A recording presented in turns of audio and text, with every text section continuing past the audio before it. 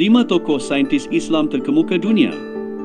Tokoh-tokoh ini merevolusikan ilmu sains dan matematik ke seluruh dunia jauh sebelum revolusi sains barat. 5. Abu Bakar Al-Razi, seorang doktor dan ahli kimia terkemuka.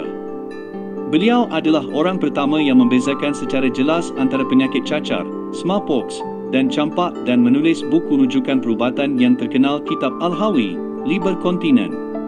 4. Jabir Ibn Hayyan, digelar bapa kimia Islam. Merintis metodologi saintifik empirikal dalam kimia, termasuk proses seperti penyulingan, penghabluran dan penapisan. Beliau menemui pelbagai bahan kimia termasuk asid. 3. Ibnu Al-Haytham, digelar bapa optik moden. Beliau membuktikan bahawa mata menerima cahaya dari objek, bukan memancarkannya. Karyanya, Kitab Al-Manazih, Book of Optics, adalah penemuan revolusioner yang membentuk asas optik moden.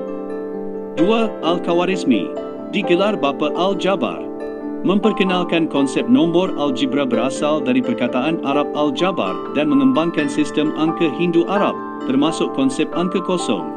Beliau juga merintis konsep algoritma yang berasal dari namanya. 1. Ibn Sina, digelar bapa kedokteran moden.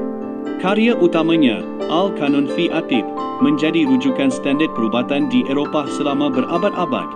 Beliau bukan sahaja seorang doktor, juga seorang ahli falsafah dan matematik.